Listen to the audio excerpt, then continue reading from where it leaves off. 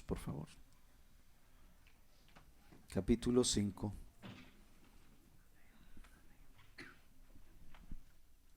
Marcos capítulo 5, vamos a leer del verso 1 al verso 20.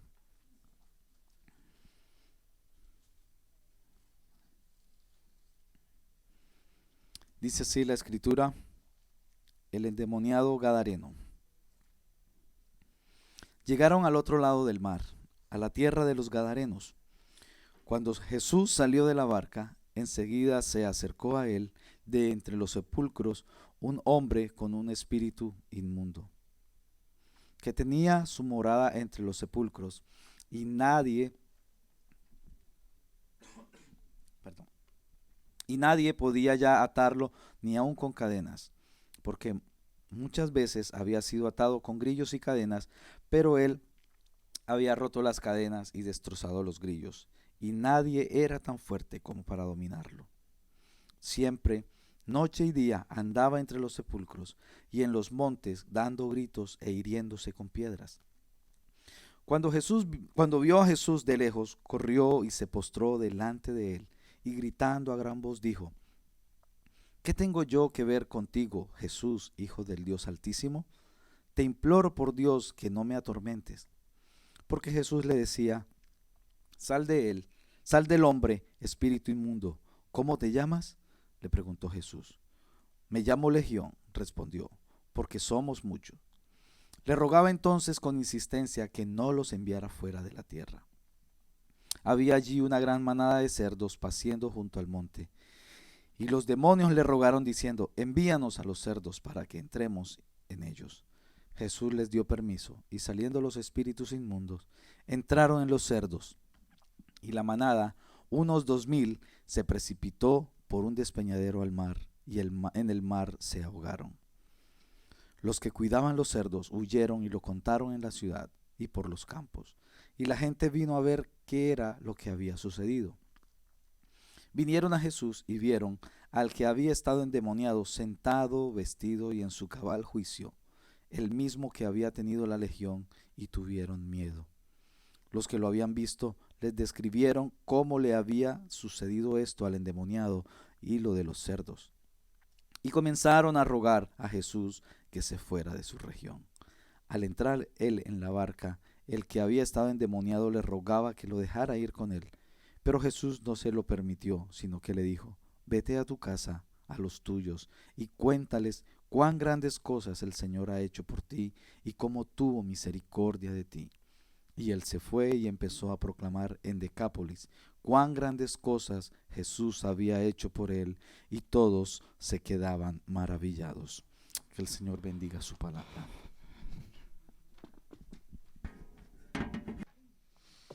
Amén. Acompáñenme a orar, familia. Dios, nosotros no creemos en las casualidades ni en los accidentes. Nosotros creemos en tu soberana providencia. Y por lo tanto, Dios, nos has permitido por lo menos cantar 2 canciones sin haberlo planeado, pero siendo orquestado siempre por ti.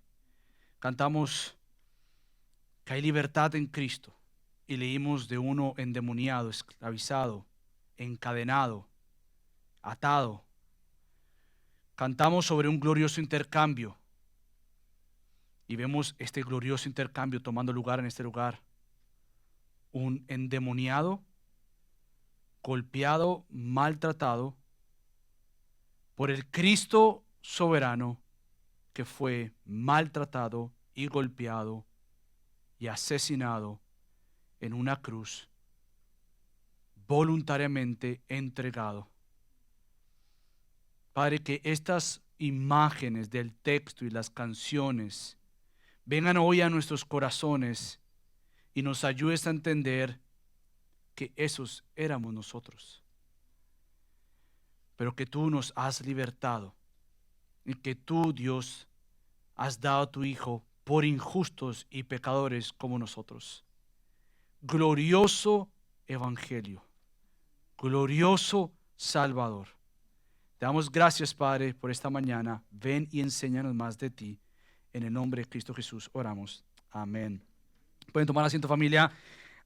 Nuevamente Qué gran bendición continuar.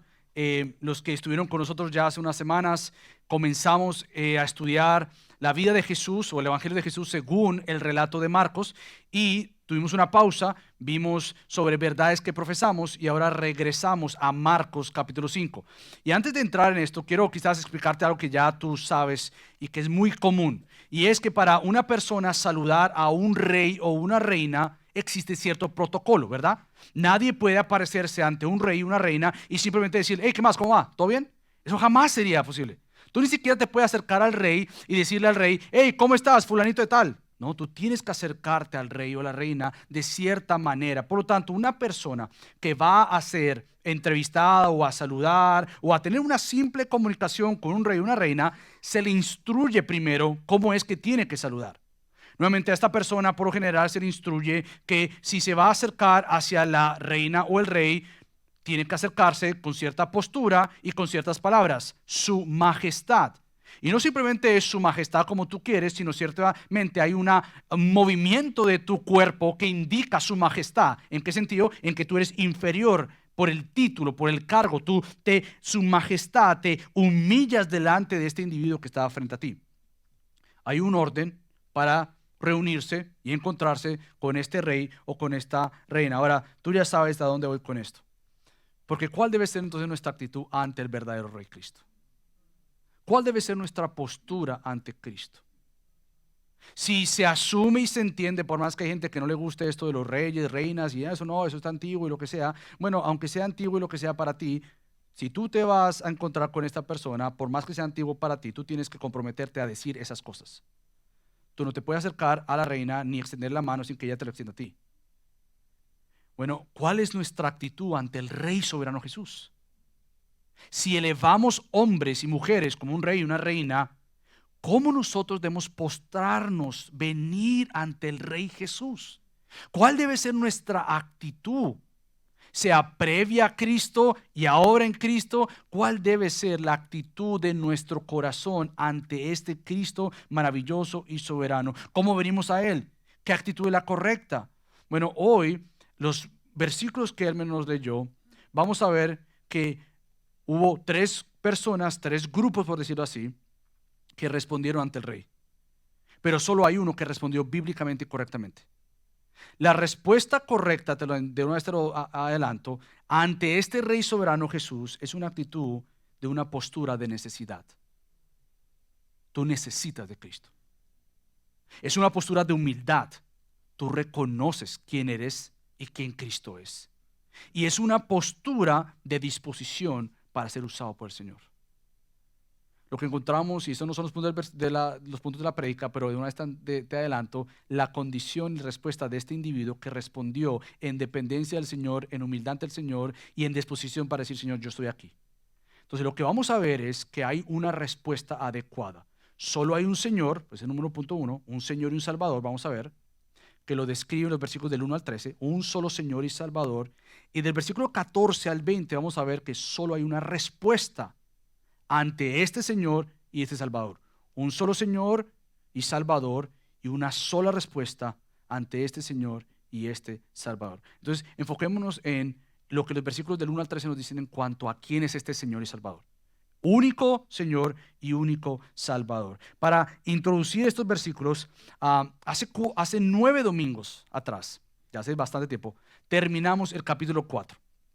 Y el capítulo 4 con el capítulo 5 se conectan de una manera de pregunta, podríamos decir. Aunque el texto del capítulo 5 no comienza con una pregunta, déjame recordarte cómo fue que el capítulo 4 terminó y terminó con esta pregunta. ¿Quién pues es este que aún el viento y el mar le obedecen? ¿Se acuerdan la tempestad? Que Cristo cayó, cesó, dijo quieto mar, quieto viento y todo pasó. Bueno, aunque la pregunta no está en el capítulo 5, podríamos agregarle, porque el texto no lo permite, esta otra pregunta que podríamos decir, ¿quién pues es este que aún los demonios le obedecen? Porque es lo que vamos a ver. ¿Quién es este que el viento y el mar y todo lo demás le obedecen? ¿Y quién es este? Continúa Marcos, por decirlo así, mostrando quién es este Jesús. ¿Quién es este maravilloso y único Señor? Lo que hemos visto y seguiremos viendo a lo largo de Marcos es al soberano, salvador y maravilloso Jesús. Realmente esta serie yo la estoy disfrutando muchísimo. Porque al comienzo dije que la idea de esta serie era que tú tuvieras lentes nuevos, por así decirlo, para ver bíblicamente al Cristo que posiblemente has profesado por años, pero poco conoces. O que hay ciertas ideas borrosas de Cristo que a la luz de la palabra tienen que tener claridad. O hay ciertas enseñanzas contrarias a la palabra de Jesús que tú has creído y tienes que abandonar. Entonces, esta serie lo que busca realmente es como que si tuviera los lentes bien sucios, empañados, y tú tienes que hacer algo para limpiarlos. Bueno, de igual manera, lo que yo busco y lo que Cristo busca es que en esta serie Él se muestre a nuestra vida, que Él muestre quién Él es, porque lo que tú más necesitas es más de Él. Y lo que yo más necesito es más de Él. Por tanto, cada probada y vistazo de quién Cristo es, como Cristo dice que Él es, mejor entenderé lo que yo necesito para mi alma. Porque entre más yo conozco de Cristo, más mi alma estará saciada en Él y por Él. Por lo tanto, lo que queremos hacer es que tú no pierdas de vista a Cristo. Entiendo que hemos estado ya pasando 9 semanas fuera de Marcos y puede ser que otra vez volver al montarnos al tren de Marcos va a tomar un tiempo, pero yo quiero animarte a que no pierdas de vista a Cristo. ¿Y cómo hago esto?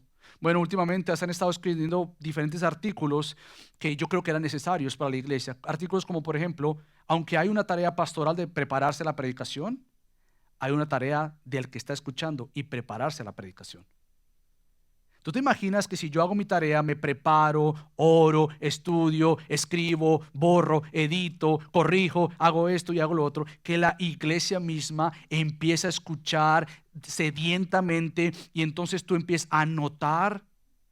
Porque aunque la predicación es de una dirección de aquí para allá, no es simplemente dirección porque ustedes no hablan, que ustedes no están participando.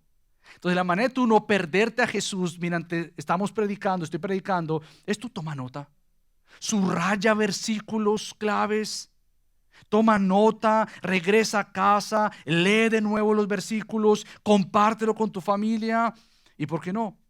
A alguien de tu familia que no conozca de Cristo, a un vecino, un amigo, un compañero del trabajo, una compañera, un amigo en el colegio, lo que sea, tú le dices, hey, yo estaba leyendo esto, yo quiero compartirte este versículo.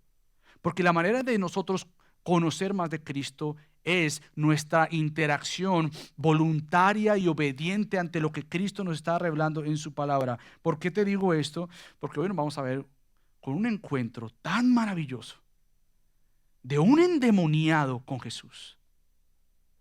Y a veces pareciera que nos quedamos en esa imagen del endemoniado y Jesús, y aunque debe ser así, decir cuán glorioso intercambio, cuán gloriosa conversación, cambio, la idea es que al tú ver ese intercambio, al tú ver esa conversación, tú te pongas ahí y tú digas, Cristo me vino a encontrar a mí.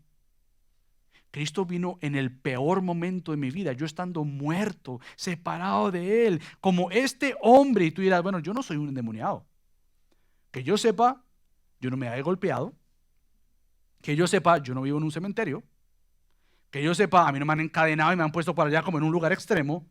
Pero nuevamente, lo que está pasando aquí es un ejemplo de lo que Cristo vino a hacer con cada uno de nosotros. Por más que las circunstancias cambien, los trasfondos cambien, la necesidad del endemoniado es tu misma necesidad.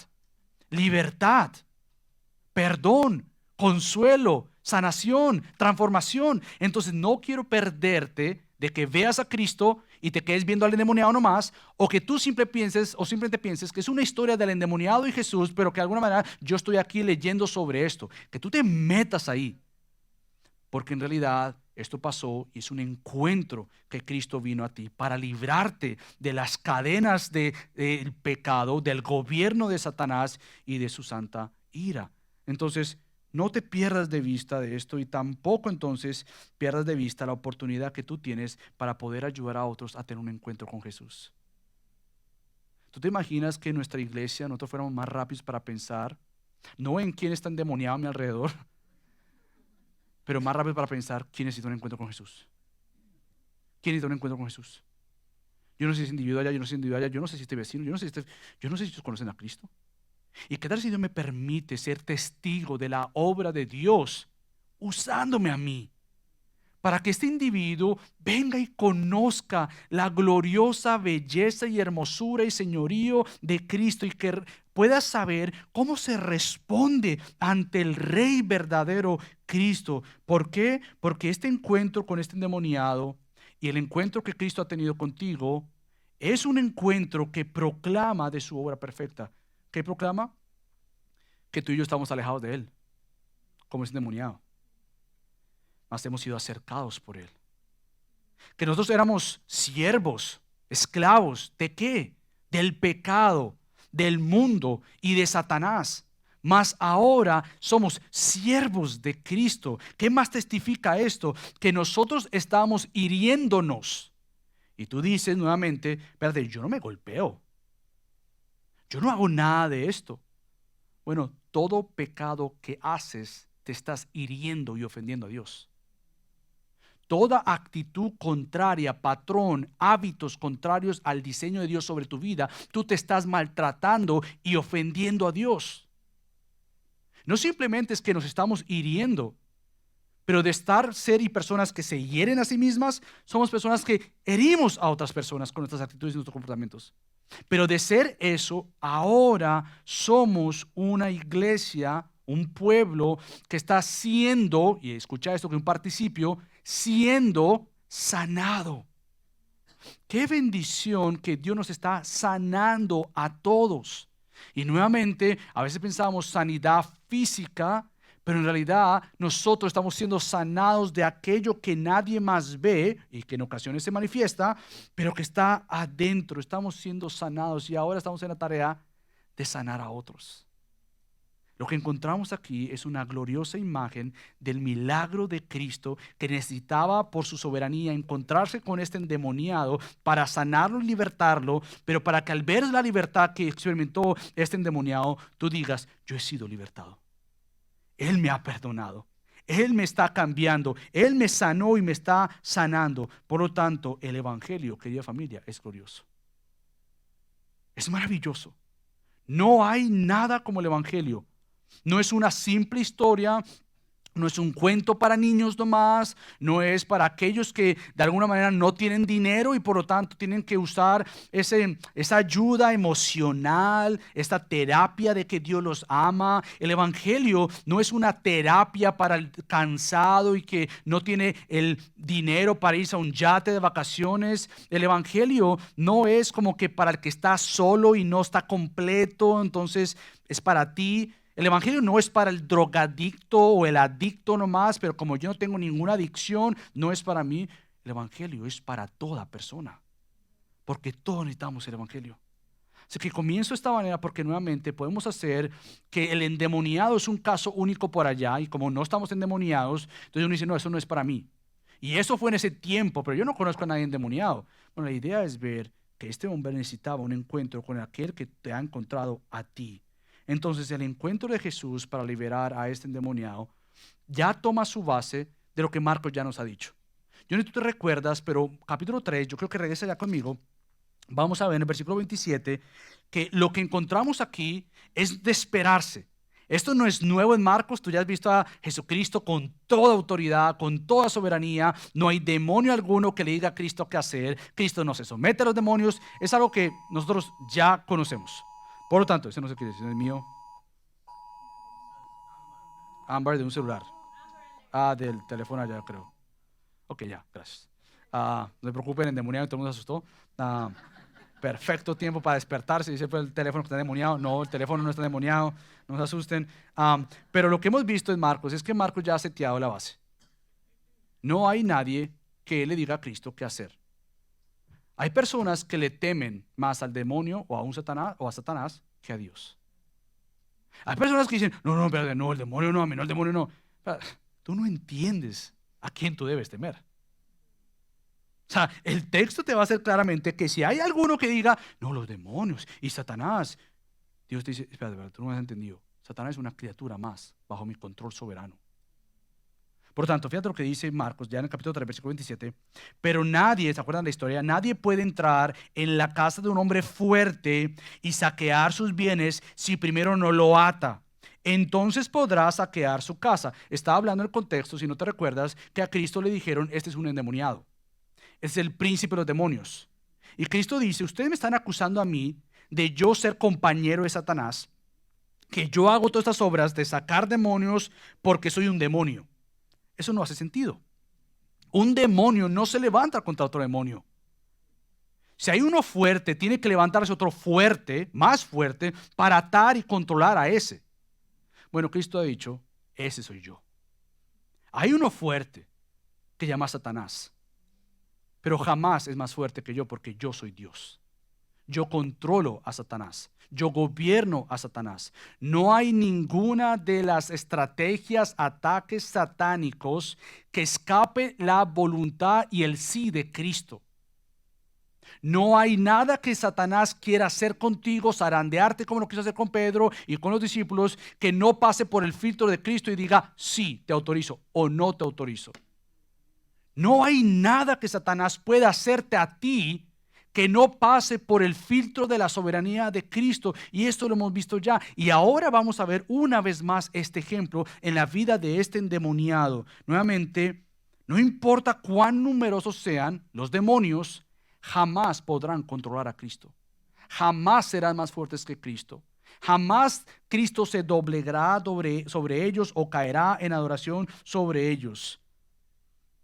Lo que pasa entonces es que es una lucha con la imagen distorsionada de Dios en nosotros. Satanás lo que buscaba con este endemoniado, y lo estaba logrando, era destruirle cada vez más y distorsionar la imagen de Dios sobre la vida de este individuo.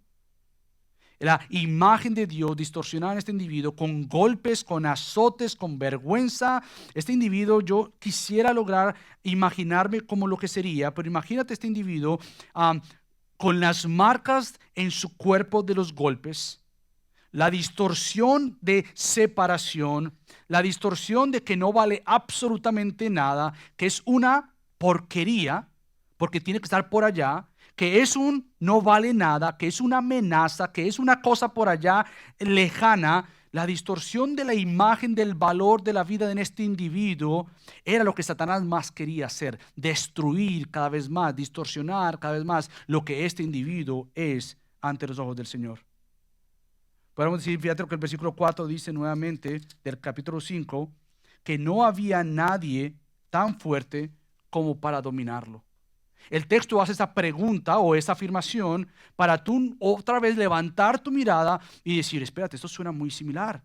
Si lo que el capítulo 3 dice que no puede haber alguien que entre a la casa de alguien para atarlo, si no es que es más fuerte del que está en la casa, el texto vuelve y saca esto a reducir y dice, no había nadie tan fuerte como para dominar a ese individuo. Ahora, la razón no era que este hombre en sí mismo era muy fuerte. Es que estaba poseído por los demonios. Y muchos de estos gobernaban su vida, vivían dentro de él. Sin embargo, nuevamente podemos perder la vista y decir, bueno, este es un encuentro entre los demonios y ese individuo. Pero el texto no quiere que tú pierdas de vista que esto es un encuentro, una vez más, entre los demonios y Jesús. Es una vez más el texto recordarte, ante los demonios y estas situaciones, es una guerra continua y frecuente entre todos los demonios, todas estas obras de oscuridad contra el reino de la luz y contra su Rey Cristo. Lo que encontramos aquí entonces otra vez más es esta lucha continua que ya hemos visto desde el capítulo 1, con la misma tentación de Cristo. ¿Te recuerdas que Satanás no lo dejó de tentar? Y día tras noche lo tentaba, y Cristo fuerte se levantaba y no obedecía a Satanás. Eso lo hemos visto ya en varias ocasiones y no es de accidente que Marcos vuelva y quiera recalcar que esto es un encuentro más con el Señor soberano y con estos endemoniados. Ahora, tú podrías completar esta frase porque ya tienes un contexto del capítulo 1 al 4. Podrías completar esa frase del versículo 4 que nuevamente dice que no había nadie que lo podía gobernar o dominar, y tú podrías incluir hasta ese día. ¿Tú te imaginas que esa es la frase común de ese pueblo? No, ahí está ese hombre. Ya hemos intentado todo. Hemos hecho ciertos grupos, nos hemos reunido. Es más, yo fui a comprar a Home Depot una cadena más fuerte. Yo fui a Lowe's, yo compré un candado, mira, lo he probado, le he dado martillazos y nadie puede romper ese asunto. Por lo tanto, mira, vamos a cuadrar este asunto. Vamos a ir 3 por allá, 4 por acá, 5 por allá y 10 por acá, y lo vamos a rodear y lo vamos a encadenar. Y varias veces lo intentaron. Hasta que la frase ya era común y dice, mira, no hay nadie fuerte como ese tipo. Ya ahí mejor déjenlo allá, déjenlo esclavizado allá, nadie se meta con ese hombre, escuchamos sus gritos, sus golpes, todo, qué miedo. Esa es la frase común, hasta que llegó Cristo. Porque cuando Cristo llega, todo cambia. No conocemos personas así que decimos, no, ahí no hay cambio. Hay nada que hacer hasta que llega Cristo. Pero lo mejor de lo mejor, ¿qué hábitos tenemos nosotros? ¿Qué patrones de pecado tenemos? Que hemos renunciado como ellos renunciaron hasta a ese no hay nada fuerte como para controlar a este hombre. Nadie es tan fuerte como él. Podríamos decir, yo soy así, nadie me va a cambiar. Yo ya renuncié a ser así porque es que yo soy así. Eso es creer un evangelio contrario al evangelio de Cristo. Eso es creer en un Cristo pequeño que no es el Dios Cristo bíblico. Todo patrón que nos esclaviza a Satanás y a la distorsión de la imagen de Dios en nosotros tiene su fin en la persona de Cristo. Tiene su comienzo de transformación en la persona de Cristo.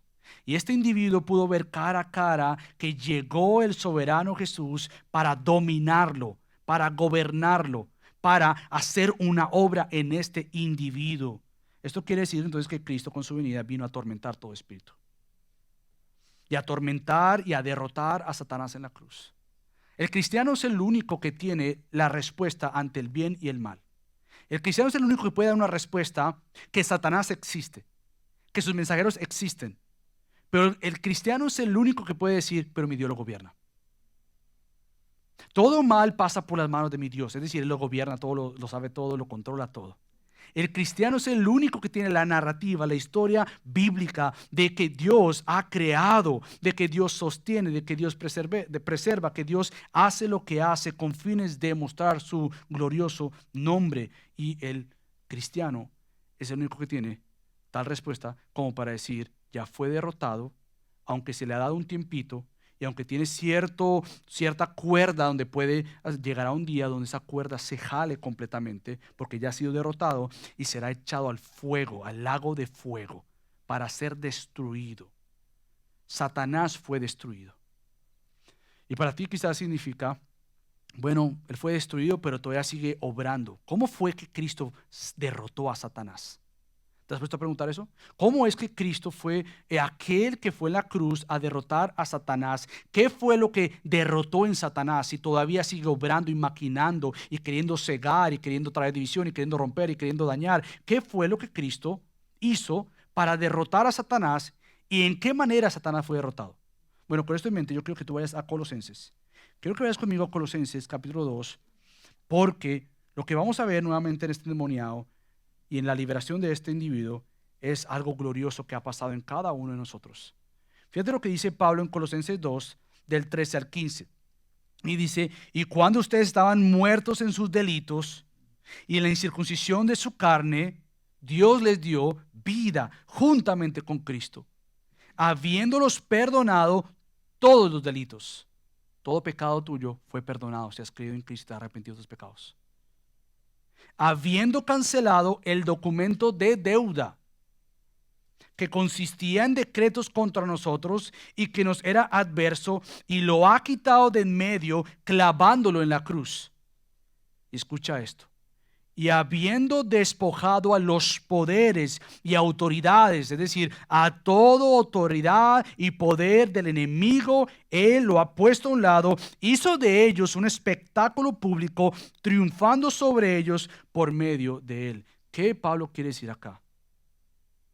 Todo dominio de Satanás sobre tu vida, toda ceguera que Él quería tenerte y mantenerte, Todo recordatorio de lo culpable que eres, de la vergüenza que eres, de la condena que tienes, todo lo que Satanás quiere hacer para que tú no veas la gloria de Dios en cuanto a toda vergüenza por pecado pasado o todo no cambio en el hoy, todo lo que Satanás quiere hacer para gobernarte, Dios dice que en Cristo Él quitó esto.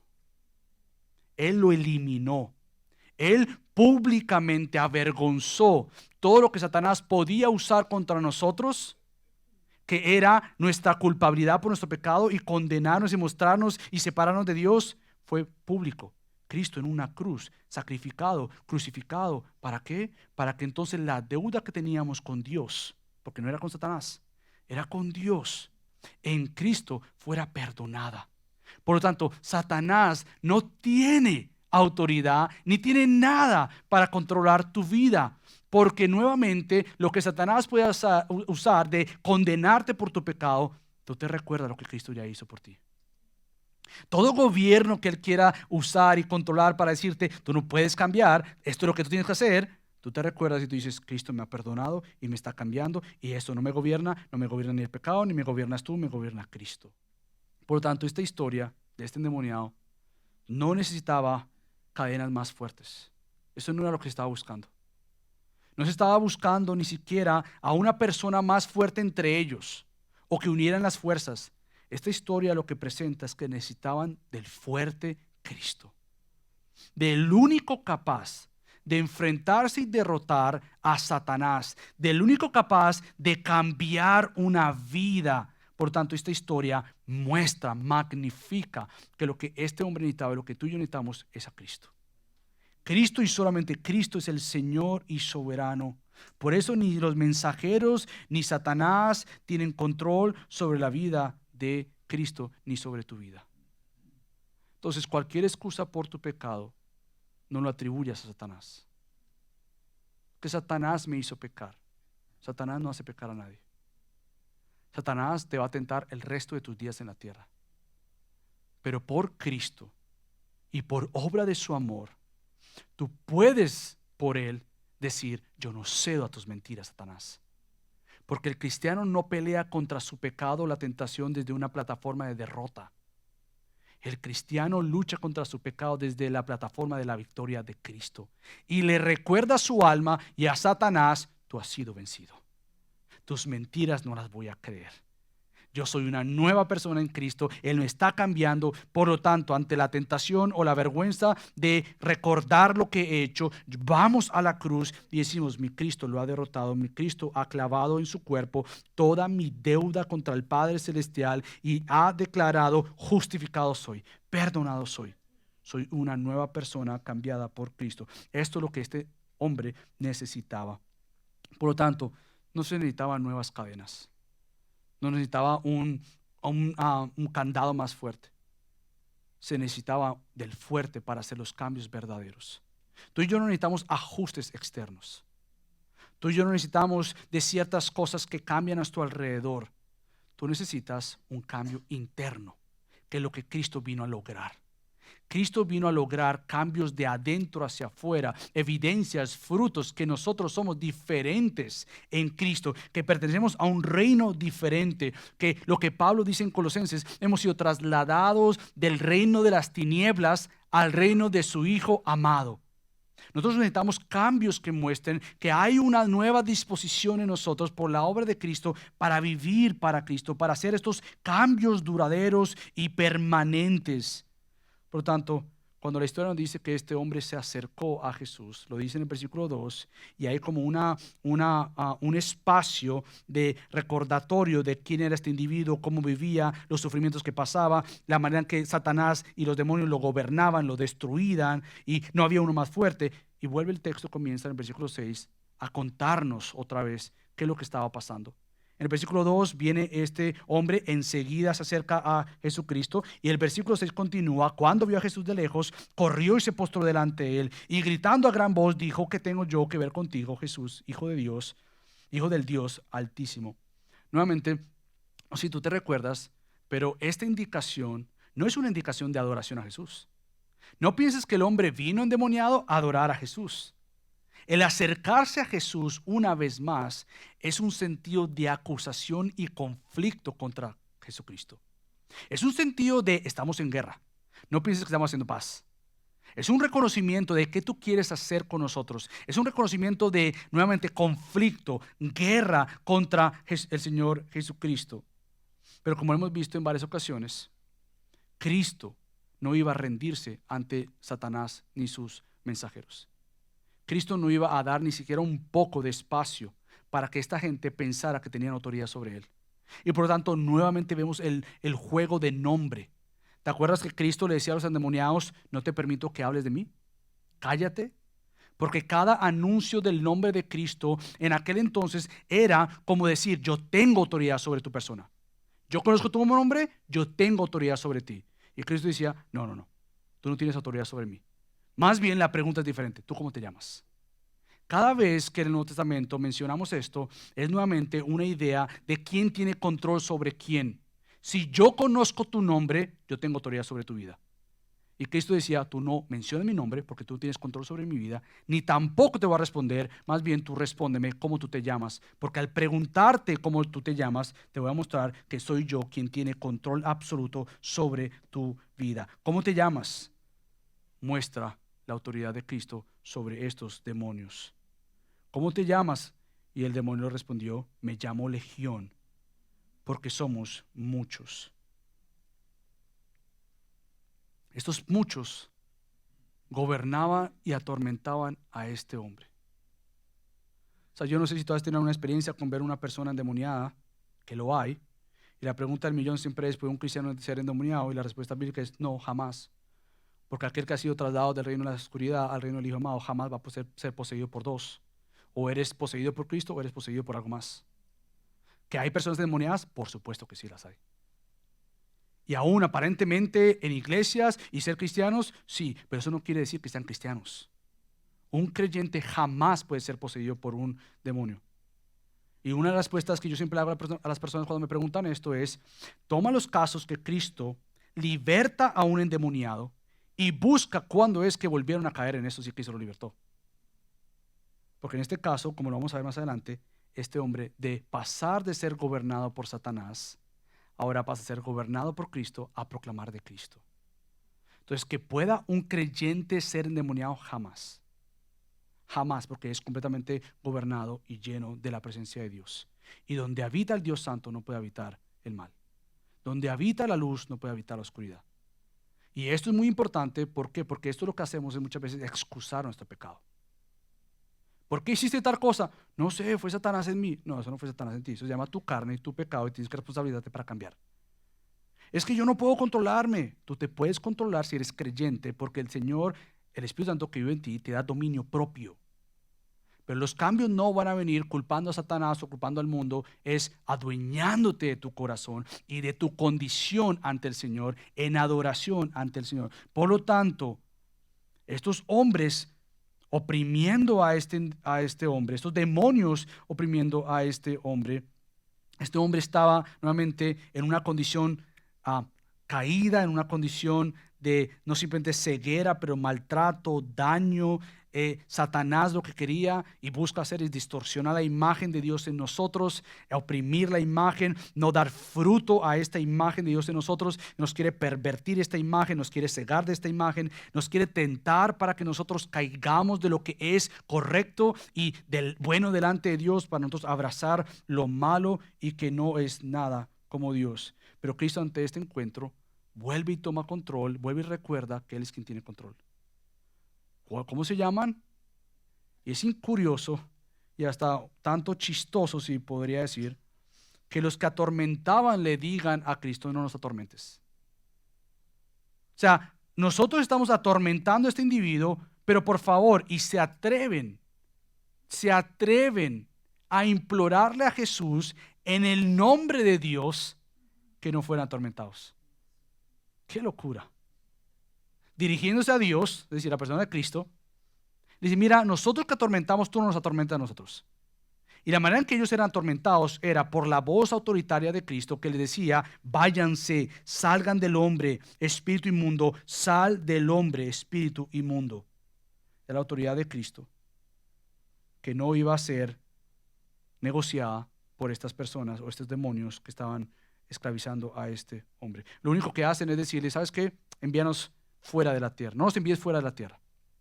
Ahora una pregunta clave es, ¿qué quiere decir esto que no nos enviara fuera de la tierra? Bueno, era la costumbre que a los demoniados se les enviaba lejos, a distancia, a lugares desérticos o para ir al desierto donde no fueran a molestar o a dañar a otras personas. Y la costumbre era, esos demonios o endemoniados, váyanse fuera de aquí, váyanse a lugares extremos, remotos, donde no vayan a afectar a otras personas. Y en el caso de Cristo, esos hombres le dicen, mira, no nos envíes allá. Y Cristo responde diciéndoles, bueno, no van a ir para allá, pero en la diosidencia o en la soberanía de Dios hay varios cerdos que Cristo les permite ir allá. Y una de las preguntas que el texto nos hace, y yo quiero contestarla, es, entonces, ¿por qué los cerdos sí? Ahora, ¿por qué Cristo va a permitir que un endemoniado deje de ser endemoniado, es decir, una persona dejara de ser poseído por un demonio, pero estos animales sí? ¿Por qué Cristo no dice más bien, bueno, váyanse por allá a otro lugar, pero ni siquiera los animales? Mira, es una pregunta de suma importancia, más para nuestro contexto.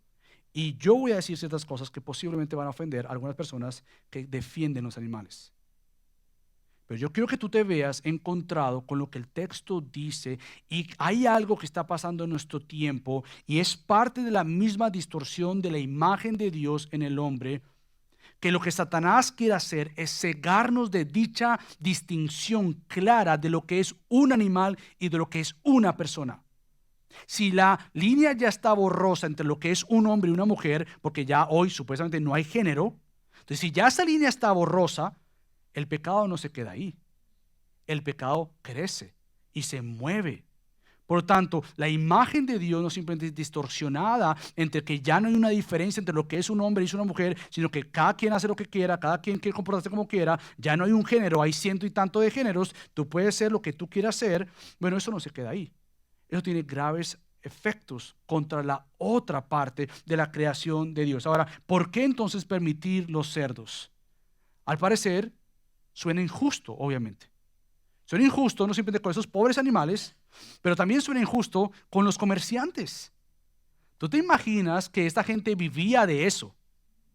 Vivían del comercio, vivían de estos tantos 2,000 y tantos cerdos. Sería un poco injusto con los animales y a la misma vez con esos comerciantes. Pero, ¿por qué permitir esto?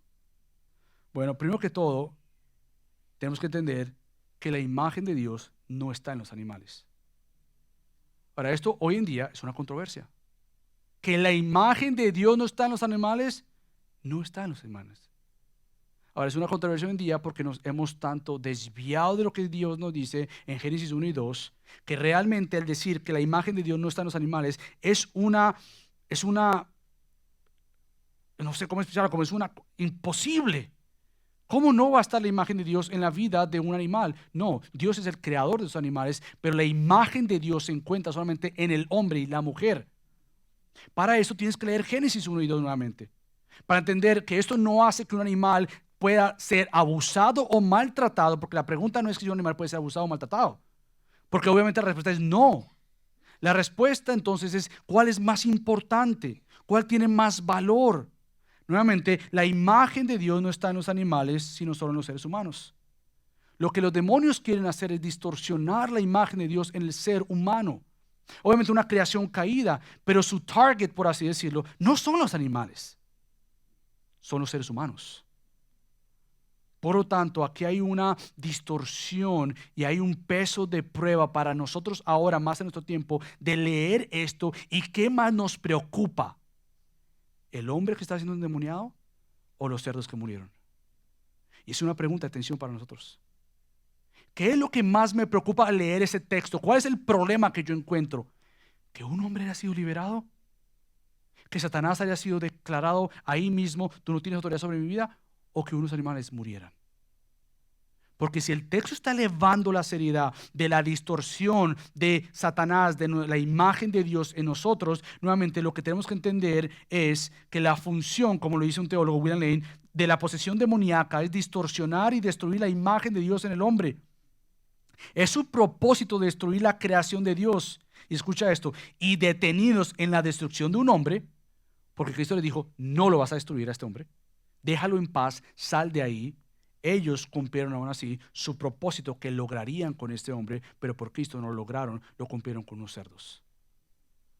Entonces el problema es, ¿por qué Dios permite, Cristo permite, que entren a unos cerdos y no entren a un hombre? Porque el hombre es más importante que el cerdo.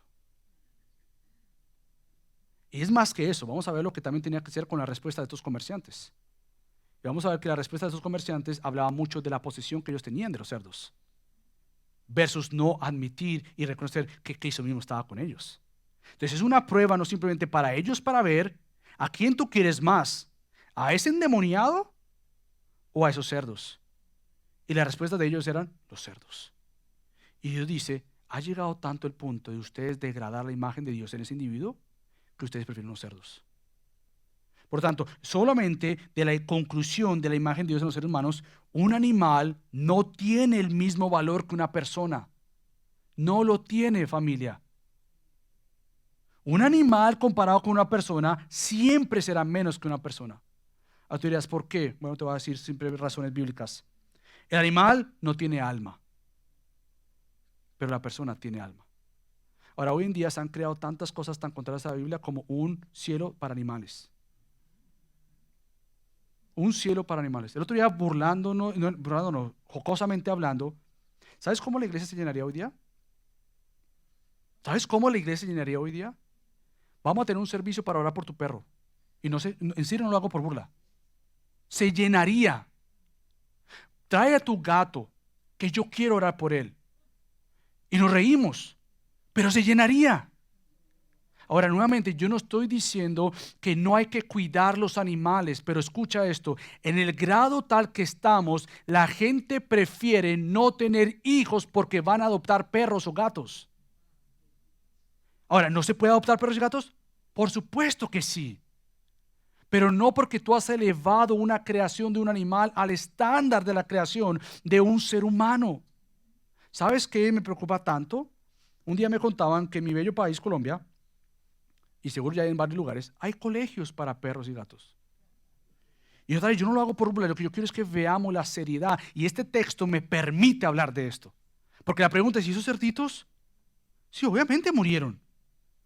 Pero no pierdas de vista al endemoniado por ver unos cerdos.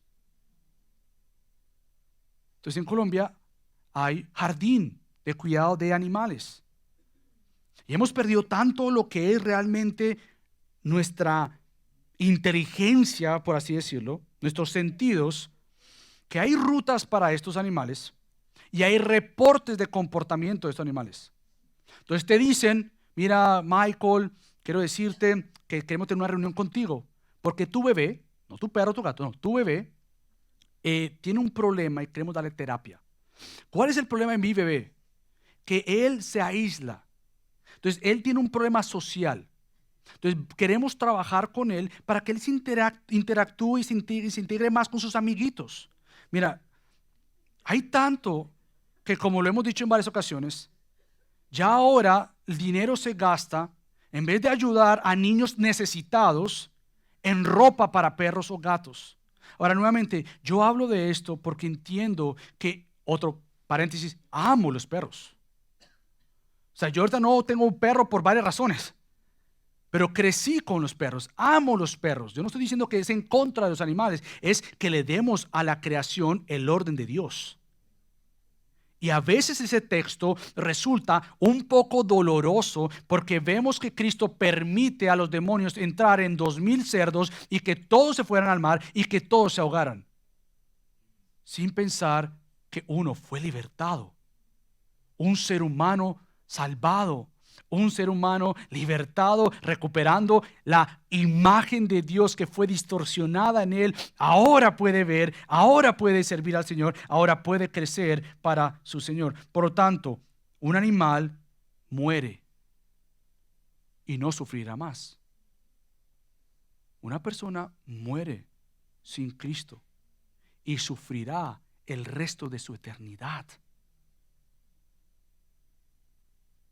Con esto nuevamente quiero ayudarte a entender, familia, que para nosotros la pregunta del texto no es tanto por qué 2000 cerdos murieron.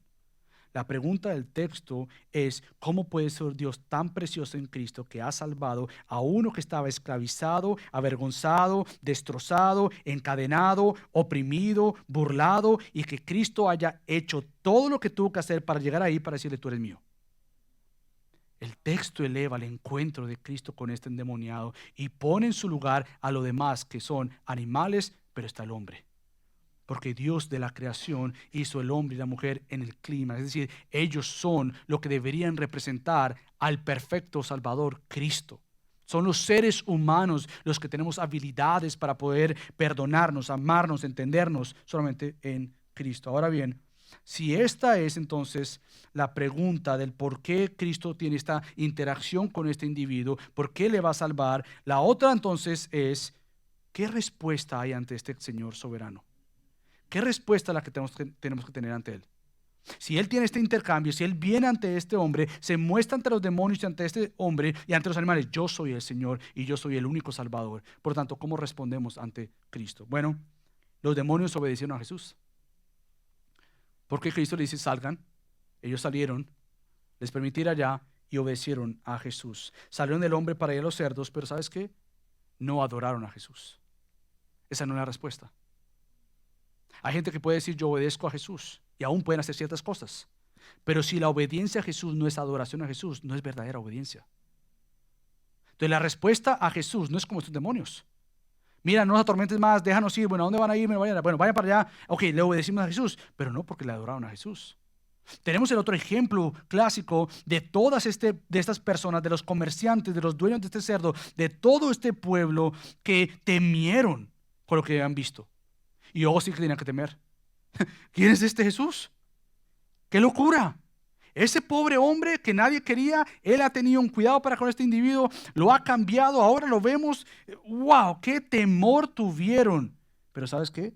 No se rindieron a Jesús en una completa adoración. Tuvieron temor, pero no es un temor influenciado por adoración al amor de Dios y por amor de Dios. Tuvieron siempre temor de: ¿sabes qué? Mejor no. Pero hay uno ahí, que es el endemoniado, que él reconoció su necesidad de Cristo. El texto claramente nos dice que cuando él vino a Cristo y le dijo: yo quiero estar contigo, déjame ir contigo, él reconoció que su necesidad era Cristo. Él obedeció a Cristo. ¿Sabes por qué? Porque Cristo le dijo: no vengas conmigo, quédate en casa. Quédate en casa. Él obedeció a Cristo, pero también él proclamó de Cristo. Porque al escuchar a Cristo, al obedecer a Cristo, él se fue y proclamó en todo Decápolis las grandes cosas que Jesús había hecho. Él vino y reconoció que yo necesito a Cristo. Él vino y reconoció que necesitaba la obediencia a Cristo. Y él vino y recordó que necesitaba proclamar de Cristo. Nuevamente, no podemos perder la mirada de lo que Cristo está haciendo con este endemoniado al mantener la mirada en esos 2000 cerdos. ¿Y sabes por qué hago énfasis en esto? Porque el pueblo entero perdió la vista de Jesús y lo que él había hecho por amor a sus posesiones, por amor a esos animales. El pueblo entero perdió la vista tal de decir: espérate un momentico, espérate un momentico. ¿Qué ha pasado? Ninguno aquí es tan fuerte para poder controlar a este hombre. Nosotros lo hemos escuchado, lo hemos visto, le tememos, lo ponemos a un extremo por allá. ¿Y tú, Cristo, le has hecho esto a este individuo?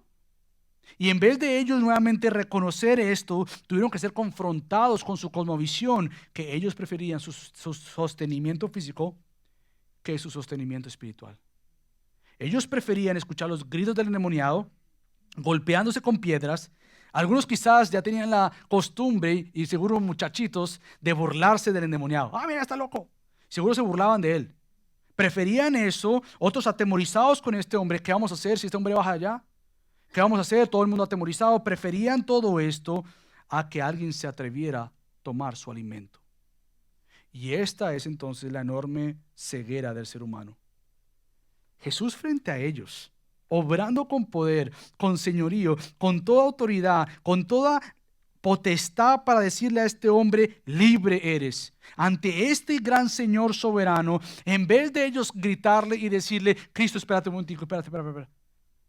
Tú hiciste esto. ese individuo que hemos visto y nos da tanto miedo, y pobre individuo, ¿tú hiciste eso con ellos, con ese hombre? Haz eso con nosotros. Haz lo mismo que hiciste en este hombre con nosotros. ¿Y esto qué es? Danos más de ti. Te queremos a ti, te necesitamos a ti, te deseamos a ti. ¿Sabes qué le dijeron? Lárgate de aquí. Lárgate de aquí. Bueno, son palabras fuertes. Bueno, comenzaron a rogar a Jesús que se fuera a su región.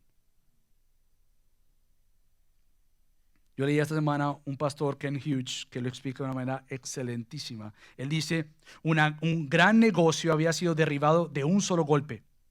Este Jesús exigiría unos cambios que costarían.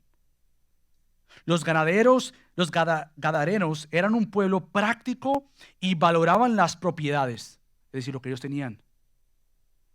¿Cómo lo harían todas las personas de ascendencia? En realidad, preferían los cerdos a las personas, los cerdos a las almas. Ahora, la pregunta para ti y para mí es, ¿qué atesoro más que Cristo? Que es aquello que yo no voy a soltar. Para ellos era el comercio, para ellos eran los cerdos. ¿Para ti qué es? ¿Qué es aquello que distorsiona la imagen de Dios en tu vida? Pero por amor a eso, tú no lo vas a dejar. ¿Qué es aquel encuentro que tú tienes que tener con Jesús? Que ante todo aquello que distorsiona la imagen de Dios en tu vida y en mi vida, le vamos a decir, no, yo quiero a Cristo, yo no quiero más esto en mi vida. ¿Qué es aquello que no me muestra nuevamente con claridad el decirle, yo lo que más necesito no es esto que tengo o esta práctica de pecado, lo que yo necesito es a Cristo en mi vida? ¿Qué es aquello que nos ciega, que nos esclaviza, que nos nubla, patrones que distorsionan lo que Dios ha hecho en nosotros? Actitudes que corrompen el diseño de Dios sobre nuestras vidas, costumbres que oscurecen la luz transformadora del Evangelio en tu vida. ¿Qué cosas tienes que soltar? Y un creyente, a la luz del gran Evangelio de Cristo, ante el gran Cristo, dice, estas son las cosas que tengo que soltar. Pero nuevamente nosotros venimos a Cristo entregando estas cosas 4 aquí, pero siempre manteniendo uno ahí, por no decir que hay más. Mira, Cristo, tú tienes todo esto, pero esto no me lo tocas. Eso no me lo tocas. Y Cristo dice, yo no estoy en el negocio de intercambio contigo. Sí, yo soy tu Salvador, yo soy tu Señor. Y el amor de Dios es tanto que a todo aquel que el Señor ha salvado, Él quiere seguir haciendo que la imagen transformadora de Cristo en tu vida sea cada vez más clara, evidente. Por tanto, no cambies las cosas que no te van a dar el valor que Cristo te ha dado. No cambies las cosas que distorsionan la imagen de Dios en tu vida por las cosas que deben transformarla para vivirla cada vez más. ¿Qué cosas Dios quiere que nosotros soltemos, cambiemos? ¿Sabes por qué? Porque lo que esta historia hace es proclamar a Jesús y su salvación para las personas. Lo que esta historia muestra es que hay un perdón de pecados, hay una transformación de vida, hay una sonrisa en el rostro de este individuo que quizás tú no te logras imaginar, pero tú te imaginas ese individuo golpeado, maltratado, ese individuo esclavizado en todo eso. Yo no lo veo sonreír. Yo lo veo atormentado y eso es lo que hace el pecado sobre nuestra vida. Pero Cristo cambia eso por un gozo en su rostro, la esperanza eterna para entonces los días en la tierra, el dolor cambiado por sanidad y de ser dominados por Satanás a ser salvados y gobernados por Jesús. Por tanto, la única respuesta ante el grandioso Jesús es la dependencia en adoración a Jesús. La única respuesta ante Cristo es dependencia en adoración. Dependencia porque tú tienes que reconocer que lo que tú más necesitas es a Jesús. Ahí es como que el ABC, como se dice, el ABC del cristianismo. Tú necesitas reconocer que tú necesitas a Cristo. Y cuando hablamos de que tú necesitas reconocer que necesitas a Cristo, no es simplemente lo que tú hiciste hace tantos años. Es que diariamente te tienes que levantar diciendo, yo necesito a Cristo. ¿Sabes por qué? Porque va a haber tanto pecado en tu vida y a tu alrededor y la influencia de Satanás que te va a recordar que hay otras cosas más que tú necesitas. Pero tú tienes que proclamarte a ti mismo la verdad del Evangelio. Yo ya tengo todo porque Cristo está conmigo.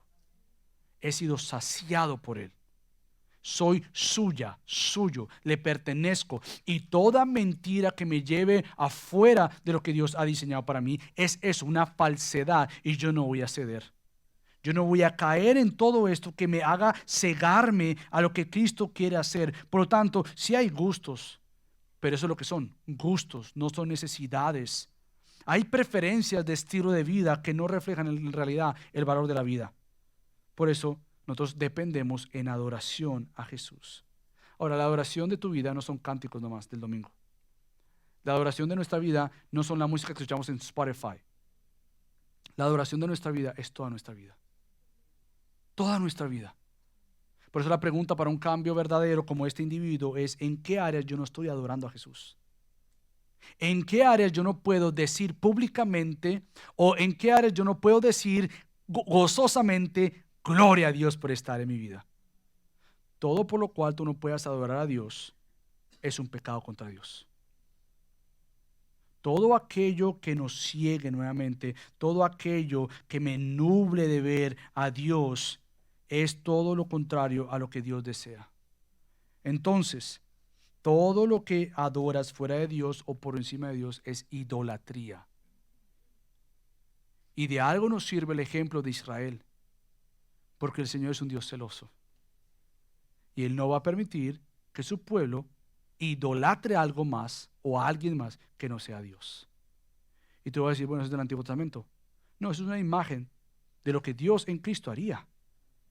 Y es que Dios va a derrumbar todo ídolo de nuestro corazón. Y eso es bueno. Por lo tanto, toma el ejemplo de este endemoniado y mira cómo Cristo lo ha libertado. Y mira cómo Cristo lo usó. Y este hombre endemoniado ahora dice: y él se fue y empezó a proclamar en toda su ciudad cuán grandes cosas Jesús había hecho por él. Y todos se quedaban maravillados. ¿A quién tú le tienes que proclamar de las cosas que Cristo ha hecho en ti? ¿Quién se queda maravillado al conocerte? ¿Quién se queda maravillado y dice: espérate, ¿que Cristo hizo eso por ti? No puedo creer. ¿Y sabes qué es lo mejor de todo? Que aquel que nos ha rescatado es uno que nos sigue rescatando diariamente. ¿Qué áreas Cristo quiere decir? Yo te sigo rescatando. Y que cuando te vean a ti, digan: Dios te sigue rescatando. Entonces, ¿qué preferimos? Aquel que se dio completamente para que le adoráramos, al que nos ha salvado, que nos ha perdonado, aquel que nos ha redimido. Por lo tanto, ahora este individuo, como nosotros, tenemos una nueva identidad en Cristo. No dejemos de proclamar esa identidad en Cristo. Cuéntala. Por más que te hagan malas caras, por más que se burlen de ti, por más que digan: ese loco, comparte de Cristo con tus palabras y tus acciones. Que hay testimonio de un gran Salvador que nos libertó de todo dominio de Satanás y de todo dominio del pecado. Cree en Cristo, comparte de Cristo y vamos por el amor de Él a su nombre. Así que acompáñame a orar. Padre Dios, te damos tantas gracias, Dios, por lo que tú nos has mostrado en esta historia. Gracias por tu señorío, tu poder, tu amor, tu grandeza, por recuperar y redimirnos y recordarnos que estás en la tarea de transformar la imagen de Dios en nosotros conforme la imagen de Cristo en nosotros. Ayúdanos, Dios. Gracias por esta mañana que ha pasado. Sigue obrando en nosotros. En el nombre de Cristo Jesús oramos. Amén. Y ahora, familia, como vimos,